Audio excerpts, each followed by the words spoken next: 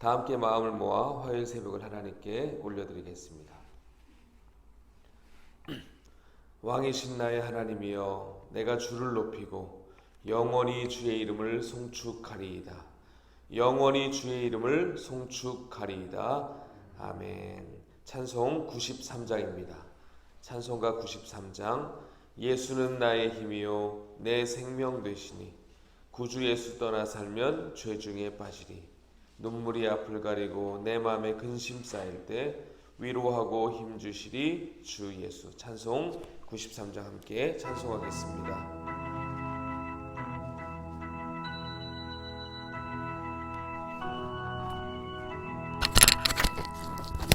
예수는 나의 힘이요 내 생명 되시니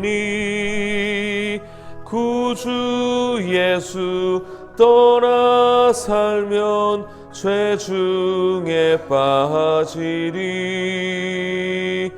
눈물이 앞을 가리고 내 맘에 근심 쌓일 때 위로하고 힘주시리 주 예수. 예수는 나의 힘이요 내 친구 되시니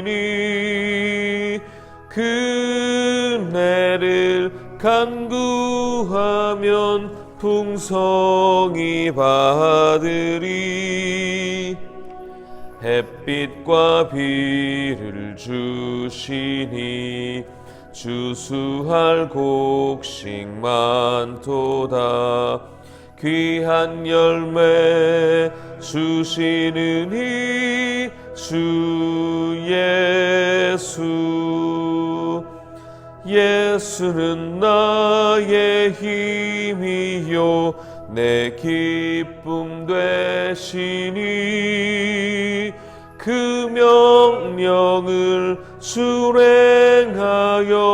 늘 충성하겠네.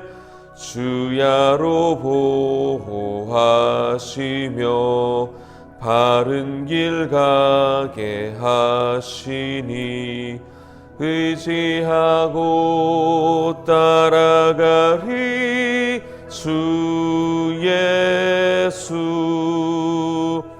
예수는 나의 힘이요 내 소망 되시니 이 세상을 떠나갈 때 곧 영생 얻으리. 한없는 복을 주시고 영원한 기쁨 주시니 나의 생명 나의 기쁨 주 예수. 아멘. 이 시간은 한마음 한입술로 기도하겠습니다. 매주 화요일마다 드려지는 기도의 제목입니다.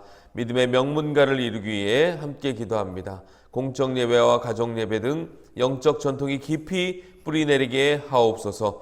부모는 삶으로 신앙의 본을 보이고 자녀는 순종으로 신앙의 유산을 이어받게 하옵소서. 우리 자녀들이 영성과 인성, 지성을 겸비한 하나님의 일꾼으로 존귀하게 쓰임받게 하여 주옵소서. 특별히 새벽 예배를 통하여 인생의 막힌 문이 열려지는 은혜를 누리게 하여 달라고 특별히 수험생 자녀들을 위해서도 함께 우리 주님 이름 간절히 부르시고 기도하겠습니다. 기도합니다. 주여, 하나님 아버지 감사합니다. 저희들을 사랑하여 주셔서 오늘도 이 아침 주님 전에 나와서 또 시간을 구별하여 예배할 수 있게 하시니 감사합니다.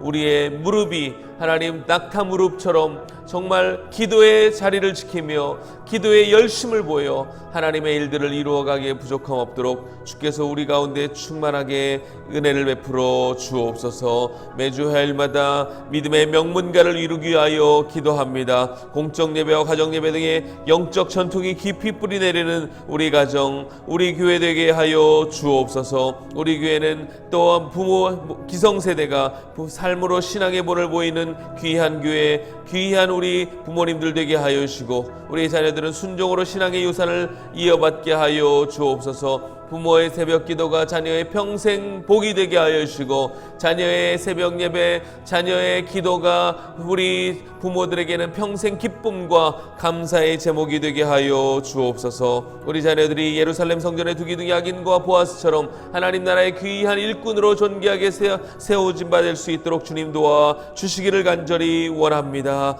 특별히 새벽 예배를 통하여, 이 기도의 시간을 통하여 우리 앞에 막혀있는 모든 인생의 문이 활짝 열려지는 은혜를 누리게 하여 주옵소서.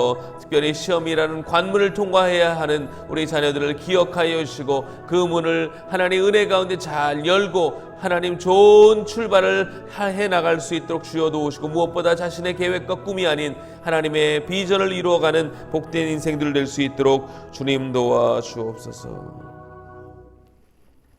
하나님 아버지 감사합니다. 귀한 날을 우리에게 허락하여 주시고, 이 시간을 또한 구별하여 주님께 올려드리게 하시니 감사합니다.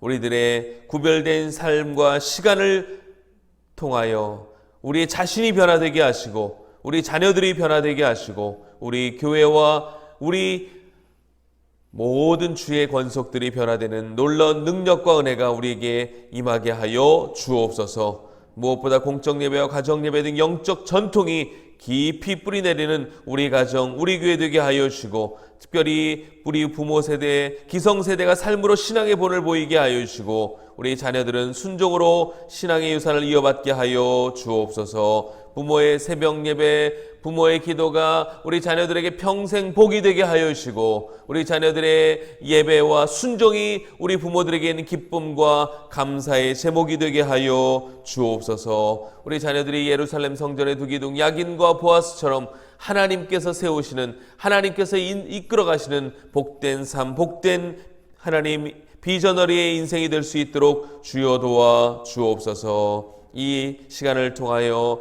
인생의 모든 막힌 문이 열려지는 은총을 경험하게 하여 주시고, 기도함을 통하여 주님과 날마다 동행하는 기쁨을 누리게 하여 주옵소서. 우리 수험생 자녀들을 끝까지 지켜보아여 주시고, 특별히 하나님 날씨가 추워졌습니다. 건강 주의하도록 하나님께서 은혜 주시고, 모든 과정이 주의 인도하심 가운데 순적하게 진행될 수 있도록 주여 도와 주옵소서. 감사를 드리며 예수님의 이름으로 기도하옵나이다. 아멘. 오늘 우리에게 주신 하나님 말씀은 신명기 17장 14절에서 20절까지의 말씀입니다. 신명기 17장 14절에서 20절까지의 말씀 한 절씩 교독하겠습니다.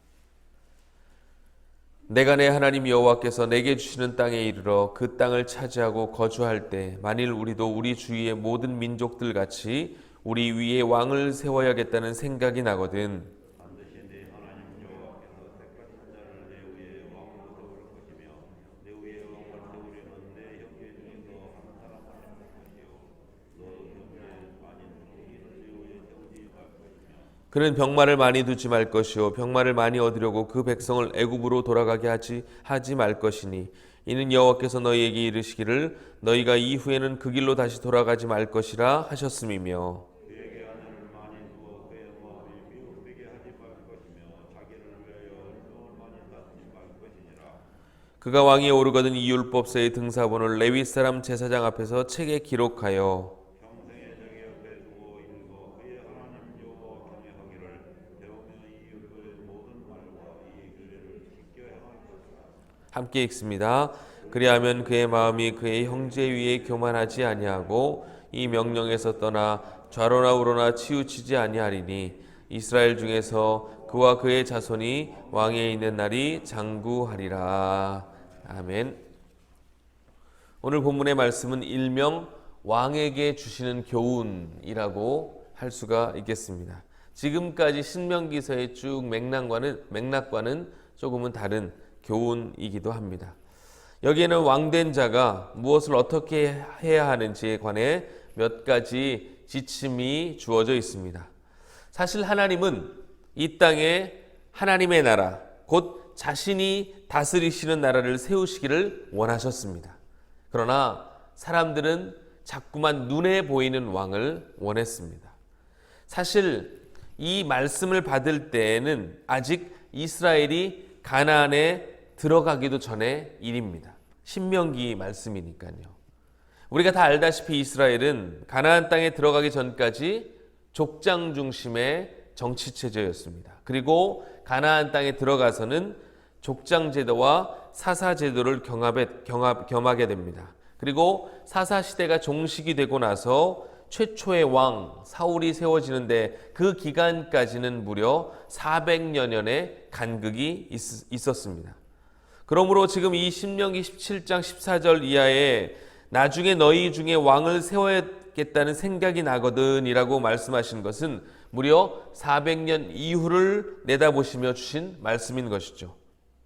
그러나 우리는 성경에서 정작 왕이 서게 되는 때에 하나님께서 왕이 서는 것을 몹시 싫어하셨다는 것을 알게 됩니다. 이스라엘에게 실제로 왕이 생긴 때는 사무엘 시대였습니다. 바로 마지막 사사였던 사무엘. 그리고 최초의 왕은 우리가 다 알다시피 사울 왕입니다.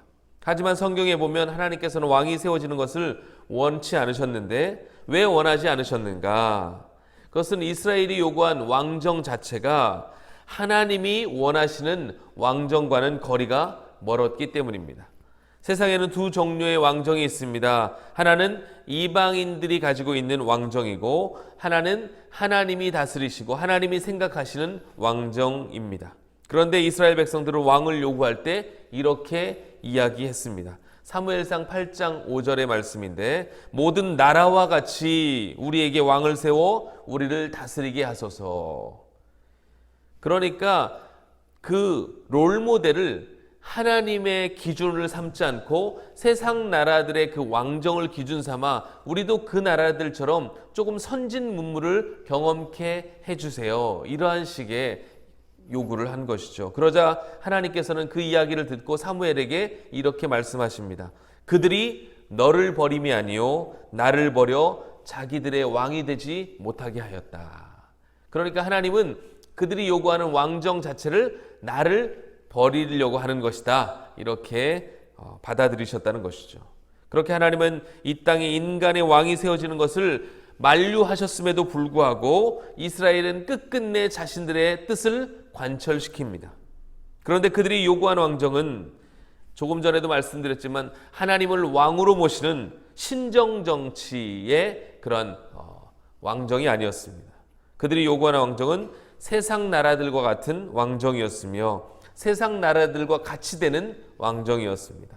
여기에 이 왕정의 무서운 점이 있습니다. 왕정은 필연적으로 세속적 사고를 불러옵니다. 하나님께서 왕이 되는 종류의 왕정이 아닌 세속 정치에서의 왕정은 반드시 힘과 권세가 통치의 기본임을 가르쳐 줍니다. 그러니까 세상살이의 모든 것이 힘과 권력으로 이루어진다는 것을 왕이 세워짐을 통해서 보여준다는 거예요. 그러니까 사람들은 계속해서 힘을 가지기 위해서 권력을 가지기 위해서 애쓰고 노력하는 그러한 모습이 된다는 것입니다. 사실은 하나님이 원하시고 하나님이 구현하시고자 하셨던 왕정은 하나님께서 왕이시기 때문에 사람이 사라지는, 사람에게 힘과 권력이 절대적으로 그렇게 집중되지 않는 그러한 나라였습니다. 그러니까 어찌 보면 더 평등하고 더 완전한 나라를 하나님은 꿈꾸셨음에도 불구하고 세상 나라들과 같이 이스라엘은 되기를 원했다는 것입니다. 이것이 그들의 패역함이요 그들의 죄였던 것이죠. 그럼에도 하나님은 그런 뜻을 관철시키려는 이스라엘의 뜻을 꺾지 않으시고 그들이 원하는 대로 왕을 세워주셨습니다. 그런데 그 왕을 세우셨을 때 반드시 몇 가지 규례를 지키도록 하셨는데 그 내용이 바로 오늘 본문에 소개되어 있는 것입니다. 첫째로 15절 말씀에 형제 중에서 한 사람을 세울 것이다. 이 이야기는 그냥 빼도록 하겠습니다. 일단은 16절부터 보겠습니다. 병마를 많이 두지 말 것이요 병마를 많이 얻으려고 그 백성을 애굽으로 돌아가게 해서는 안 된다라고 말씀하셨습니다. 그리고 둘째로 보면 17절에 아내를 많이 두어 그의 마음이 미혹되게 하지 말라라고 말씀하고 계십니다.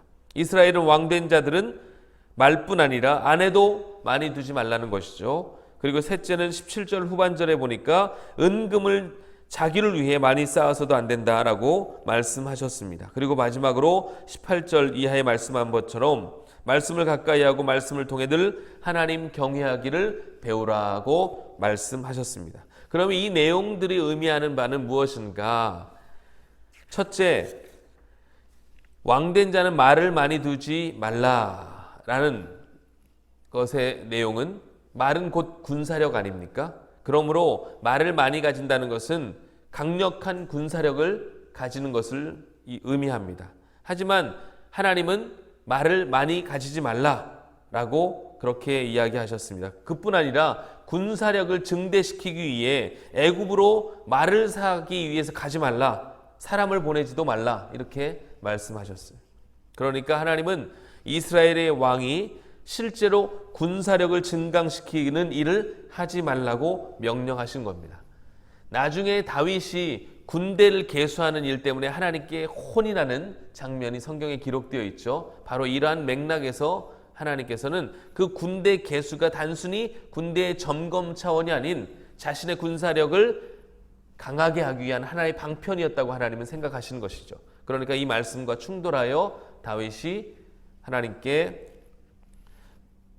혼을 나게, 하나님께 이제 혼이 나는 그러한 일들이 발생합니다. 또한 두 번째는 이스라엘 왕된 자는 아내도 많이 두지 말라 이렇게 말씀합니다. 사실 아내를 많이 두지 말라라고 하는 것은 사실 성적인 부분이라기보다는 외교적 측면과 더 관련이 있습니다. 솔로몬을 생각해 보시면 아실 겁니다.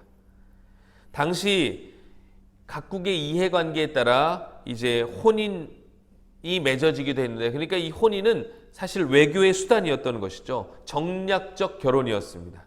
그러니까 정치적으로 혼인을 이용하지 말라는 겁니다. 왕에게 아내를 많이 두지 말라는 것은 이스라엘 왕은 정치적 외교술에 의지해서는 안 된다라는 그런 말씀이라는 것이죠. 그리고 세 번째, 은금을 많이 쌓지 말라라고 말씀하셨습니다. 말할 필요도 없이 재물은 곧 군사력을 의미합니다. 그러니까 돈이 있으면 무기를 살 수 있잖아요. 외람된 말씀이지만 여러분, 미국의 별명이 뭔지 아세요? 미국의 별명 들어보셨나요? 천조국이에요. 천조국. 이 천조국이 왜 천조국이냐면 국방비가 천조에 달해서 천조국입니다. 그러면 상대적으로 우리나라는 얼마나 쓸까요? 50조 정도. 2020년 국방비 예산이 50조 정도이고 일본이 58조 정도 된대요. 세계 여러 나라를 다 합쳐도 미국 한 나라의 국방비에 미치지 못해요. 실제적으로 국방비가 1000조까지는 안 되고 약 800조 정도가 된다고 합니다. 어마어마하죠. 네. 그러니까 유럽 전체에 합쳐도 미국 한 나라 국방비 예산과 될 듯 말 듯 하는 그 정도의, 그러니까 강한 나라가 바로 미국이라는 거예요. 한 나라의 힘이라는 것이 예전이나 지금이나 얼마나 강력한 경제력을 가지고 있느냐 하는 것인데, 하나님은 이스라엘 왕에게 이렇게 말씀하시는 거죠. 네가 경제력을 가지기 위해 애쓰지 말라라는 것입니다. 내용을 정리해 보면 하나님께서 결국 나중에 이스라엘 가운데 세워질 왕에게 무엇을 말씀하고 계시는 것입니까? 첫째, 군사력을 의지하지 말라. 둘째, 외교력을 갖기 위해서 너무 애쓰지 말라. 그리고 셋째는 너무 경제를, 그러니까 돈을 갖기 위해 힘쓰지 말라. 그럼 따지고 보면 도대체 뭘 하라는 겁니까? 이스라엘 왕에게. 나라를 지키는데, 나라를 강력하게 하는데 뭐 필요한 모든 것을 지금 다 하지 말라는 것과 마찬가지예요. 예를 들면 장기를 두는데 차포 다 떼고 장기 두는 것과 같은 이치인 것이죠. 이런 식으로 해서 어떻게 나라를 잘 운영할 수 있겠습니까? 그럼 하나님 나라의 백성들은 아무것도 하지 않고 가만히 있으면 되는 것인가? 이에 한 가지만 더 말씀을 드리고 말씀을 맺겠습니다. 오직 하나님만 이란 메시지를 들을 때 가끔 어떤 분들이 너무 극단적이고 비상식적인 방식으로만 이해하시는 분들이 계십니다. 아파도 병원에 가지 않고 공부하지 않고 기도만 하고, 이게 공부하지 않고 기도만 해서 좋은 성적을 거뒀다, 이거는 신대원에서만 가능한 것 같아요. 그런 간증들이 신대원에만 있어요. 공부하지 않고 좋은 성적을 거둘 수는 없는 것 같습니다. 사람이 활용 가능한 모든 것을 버리고 신비한 것을 조출하는 이야기는 분명히 아닙니다. 핵심은 이것이죠. 성경에도 지금 많이 두지 말라는 겁니다. 두는 것이 요점이 아니고 그것을 많이 두지 말라, 곧 의지하지 말라라고 하나님이 말씀하시는 것입니다. 신자와 비신자의 차이는 무엇입니까? 세상의 것들을 사용하지 않는 것이 아닙니다. 신자라고 해서 밥을 먹지 않는 것이 아니고 돈을 쓰지 않고 살아갈 수가 없습니다. 국가를 유지하기 위해서도 마찬가지죠. 중요한 것은 본질적으로 하나님을 의지하는가 의지하지 않는가, 즉 그 도구들이 하나님께서 사용하시는 도구가 되게 하는가 그렇지 않는가. 하나님을 의지하는 자들은 그가 가진 적은 수의 말과 아내들 은금이 하나님의 손에 붙들려 강력하게 힘을 발휘하게 될 것임을 믿고 세상 것을 먼저 의지하기보다는 하나님을 신뢰하는 태도를 보이라는 것이 하나님께서 말씀하시는 요지이고 오늘 말씀의 핵심이라는 것입니다. 그러니까 신자는 밥도 먹지 않고 돈도 쓰지 않고 일도 하지 않는 자가 아니라 자기가 서 있는 그 자리에서 하나님을 의지함으로써 그 도구들이 하나님의 손 안에서 강력하게 붙들림되어 쓰임받을 수 있도록 그렇게 삶을 살아가라는 것입니다. 그것이 우리의 삶의 태도요, 하나님을 경외하는 법이라고 성경은 우리에게 가르쳐주고 있는 것입니다. 그래서 그것에 대해서 잠언 29장 25절 26절 말씀, 제가 좋아하는 말씀이고 오늘 말씀의 결론과도 같은 말씀입니다. 사람을 두려워하면 올무에 걸리게 되거니와 여호와를 의지하는 자는 안전하리라. 주권자에게 은혜를 구하는 자가 많으나 사람의 일의 작정은 여호와께로 말미암느니라. 아멘. 날마다 우리의 통치자는 하나님이심을 믿고 그 믿음으로 살아가 이 모든 것의 주인 되신 하나님만을 높여드리는 저와 여러분의 삶이 되시기를 주님의 이름으로 축복합니다. 오늘 한 날도 이번 한 주간도 하나님이 왕 되심을 세상 가운데 우리의 삶 가운데 드러내는 삶을 살아가시는 여러분들 모두가 되시기를 주님의 이름으로 축복합니다. 기도하겠습니다. 권영준 장로님, 윤성희 권사님, 감사함을 최용기 장로님 감사함을 들으셨습니다. 하나님 아버지 감사합니다. 오늘 말씀을 통하여 이스라엘이 왕을 세울 때 그 기준과 방침이 우리에게도 그대로 적용되고 있음을 깨닫게 하시니 감사합니다. 세상의 것들을 의지하지 아니하고 하나님을 신뢰하는 법을 배우게 하시고 주권자에게 은혜를 구하지 아니하고 하나님께 은혜를 구하는 자가 되게 하여 주옵소서. 그래야 할 때 이 나라는 하나님이 통치하시는 나라, 하나님이 다스리는 신정국가, 그리하여 온전한 하나님의 나라를 세워가게 될 줄 믿습니다. 그것이 우리에게도 기쁨이요 감사의 제목이 되게 하여 주옵소서. 오늘 한 날도 하나님을 더욱더 신뢰하는 법을 배우게 하시고 또 그러한 삶을 통하여 하나님께만 영광이요 또 모든 세상 사람들이 하나님을 두려워하며 하나님을 경외하는 법을 우리를 보고 알게 하시고 그로 인하여 그들 또한 하나님을 신뢰하는 법을 배울 수 있도록 주여 우리를 사용하여 주옵소서. 우리의 삶 가운데 날마다 하나님만이 드러나고 하나님만이 영광을 받으시는 복된 삶 되게 하여 주시기를 간절히 원합니다. 귀한 예물 드린 손길에 주께서 은혜 주시고 더 풍성한 것, 더 많은 것으로 주께서 공급하여 주옵소서. 감사를 드리며 예수님의 이름으로 기도드리옵나이다. 아멘. 들으신 말씀을 기억하며 또 우리 수험생 자녀들과 각자 가지고 나오신 기도의 제목들 가지고 자유롭게 기도하겠습니다. 우리 주님 이름 간절히 부르시고 함께 기도합니다. 기도합니다. 주여